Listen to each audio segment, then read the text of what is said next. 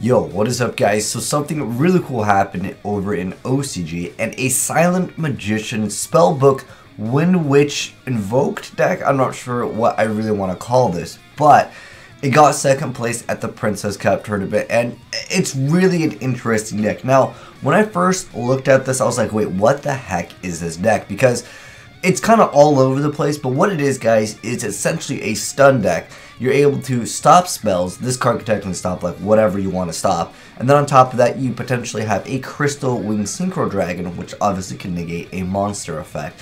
So you have potential to, like, obviously, again, negate monster effect, negate spell, and then negate, like, another additional, like, anything, potentially. Minus traps, I would say, because, yeah, you don't got too many traps in here. But anyways, a really interesting and innovative deck, but let's go ahead and go over the deck profile. Then I'll kind of explain some of the cards that you guys might not be familiar with, because some of these cards, they're more obscure, especially like Silent Magician.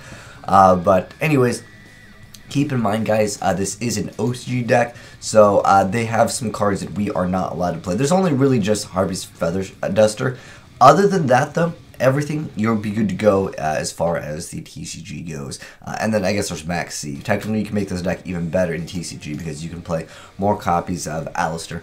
But anyways, let's go ahead and get started with the deck profile. So first off, we've got 2 copies of Ghost Ogre and Snow Rabbit. This card can actually get rid of anything that would potentially get rid of Silent Magician, because this card can technically have low attack, which we'll get into in a second. I'll go over its full effect because, again, it's a little bit of one of those obscure cards that we haven't seen in a long time. I know there's a lot of fans of like Silent Magician, the whole level thing, but it hasn't really seen too much play except for now in like higher level play. Next up, we have Fairy Tale Luna. So this card is really used for the other effect where you can target a face-up monster your opponent controls, and your opponent can send 1 card with that monster's name from their deck or extra to the graveyard to negate that effect. Otherwise, you bounce it back. So basically, if you know exactly what they're playing, and you know sometimes cards limited, semi-limited, they've gone through some cards. It's a really good card for that aspect, especially with Pod Desires. Potentially, they've already like lost out on that card, so that card has some extra utility. Next up, we have Silent Magician. So it's important that it's also a spellcaster for some other stuff, because if you dead draw it, it can actually work well with some of the other cards. But anyways, the most important thing is it's got to be special summon, because you can't normal summon it, but you special summon by tributing 1 spellcaster type monster, which that's pretty easy in this deck, and it gains 500 attack for each card in your hand, which is like, was it like Cypher the Sky Dragon? But anyways, on top of that, during either player's turn when a spell card is activated, you get to negate the activation, and that's a pretty good effect. And most decks, they need to start out with like spell, search out this, so turn 1, this is like a really good card. If you're going into a board that's already established, obviously not as good until we get to the other card. But if this card is destroyed by battle or its owner's position is destroyed by an opponent's card effect, you get to special summon a Silent Magician monster from your hand deck except for Silent Magician, ignoring its summoning conditions, which is going to be the next card. Which is Silent Magician level 8. So level 8, don't worry about its summoning conditions, but it just basically comes down to a 3,500 attacker that is unaffected by your opponent's spell effects. Now, that effect is mediocre. It's just like prevention from like Dark Hole and Regeki, technically in the TCG, but that's basically it. But it's got decent stats. Next up, we have a really interesting tech card. This is to get rid of problematic cards. Absolutely crazy tech over here in this Silent Magician Spellbook Wind Witch deck. But anyways, the Altergeist Meluseek, what it does is it can attack directly, and when it inflicts damage to your opponent, you can target 1 card your opponent controls and you can send it to the graveyard. And then if this card is sent from the field to the graveyard, you get to add another Altergeist monster, except for itself, but it's not really that relevant. It's just to get rid of problematic cards. Plus, it's also a spellcaster, so basically, you can use this attack into something, then you can obviously tribute for that, or you can use like Spellbook of Knowledge, get rid of it. So that is used with Meluseek.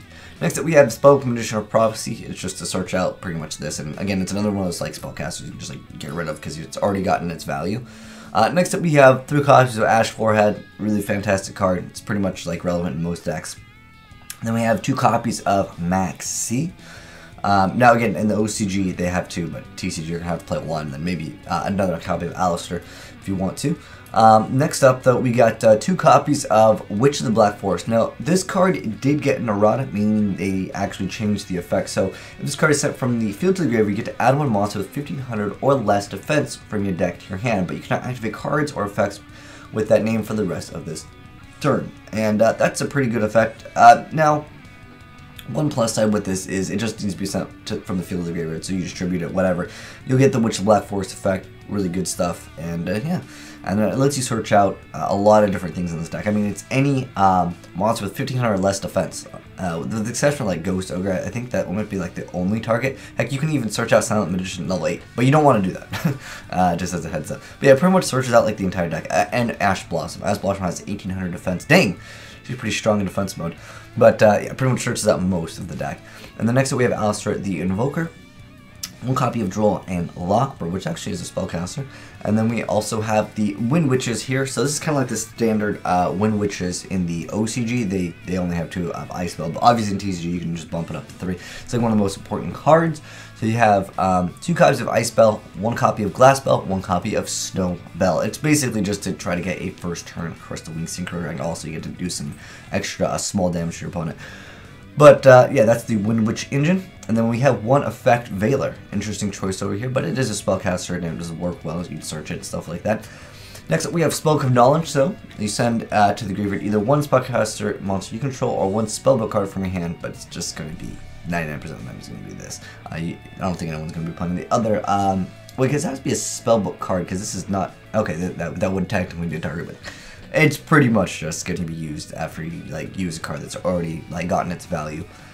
But next up, we got 2 copies of Cosmic Cyclone to get rid of those back rows, and then we have 2 copies of Magical Meltdown, 2 copies of Invocation over here, and then we got 1 Dark Hole. Obviously, if you're playing the TCG, I would really recommend having Regeki over this, but yeah, it's pretty small like difference.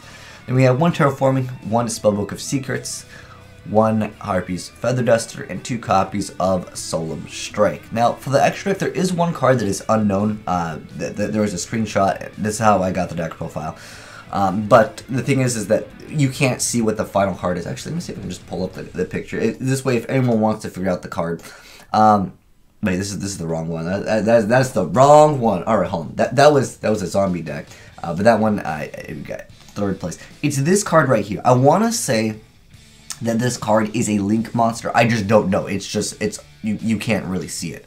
But as far as that goes, I have no idea what that is. Oh, I totally forgot to go over the extra deck. But anyways, it looks like we got 2 of the Eater of Soul. Sorry, it's a Ghetto deck profile. We got to do it from a screenshot. Then we have Gamma Seal, Prohibition, Soldiery, right? Vanity's Emptiness. Sorry, I can't read that card. I don't remember that card. Then we have the Storming Mirror Force, Chain Disappearance. How is it? Shadow Imprisoning Mirror, Torrential Tribute. Is that Miracle's Wake? I forgot the name of that card. But if you guys know them, let me know in the comment section below. Sorry, I didn't grab that. And it wasn't actually, was it listed? But anyways, that's for the extra deck. But we're here, I'm sorry, the side deck. Now we are finally into the extra deck. So we have 3 copies of Invoked Macabre. So basically the whole goal of this deck is really to, again, go for those turn 1 plays. It's kind of one of those decks where I wouldn't necessarily call it a cheese deck, but if you go second, this deck can have a lot of problems. Definitely. I mean, I know potentially you can have this so you can stop, like, you know, potentially traps, but the trap count was really low in this, and obviously negating monsters, you'll have cards for days on that. And heck, the monster effect negate monster effects anyways.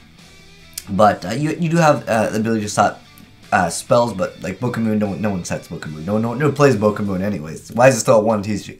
Anyways, next up we have the Invoked Kaliga. We have 1 copy of the Invoked Magellanka. We have the Invoked Purgatrio. Raijin, the guy that bounces back. Oh, actually he changed the face down defense position. And then Invoked Coctus, we got the Utopia lineup, of course, Crystal Wing Synchro Dragon, your Winter Bell, your Clearing Fast Dragon, and Black Rose Moonlight Dragon. That was all used because of the Wind Witch archetype. But anyways, that is a really interesting deck. Like I said, I thought, like when I first read it, I was like, dude, a Spellcaster, Silent Magician, Wind Witch deck. I mean, this looks like something I would build just for the funsies of it. But the guy actually did, or I'm sorry, the Grill got second place at the tournament. And it is really cool to see people still making innovative stuffs. It's always in the OCG where they make some really strange things and then they'll top with it. But congrats to the person that did top with this. Let me know, guys, what you think of it. You guys think it's just a bad deck and it got lucky? Because that's honestly how I felt. But then I started looking at the build and I'm like, oh, okay, I kind of see how it works. So basically, the whole goal is to, again, go for those turn 1 plays. And even though this card might have low attack, you have things like Ghost, Ogre, and Snow Rabbit to kind of prevent them from actually getting rid of this card. Because if they go for a monster effect, and then this card does have small attack, but you'll probably have like 2 cards in your hand. But if you use all of your cards to make like these big boards, like you go for like an Ice Spell play, and then on top of that you go for like an Invoke Makaba, it's going to be a little bit difficult anyways for your opponent to deal with it. But even if they get rid of this card, you get a 3,500 attacker. And then on top of that, you still maybe have your negation with this, and you just game your opponent the next turn. But let me know your thoughts down below. Hope you guys enjoyed seeing something a little bit innovative and new. If you did, drop a like on it. And if you're new to the channel, hit the subscribe button. We're always uploading more new and innovative Yu-Gi-Oh! Deck profiles.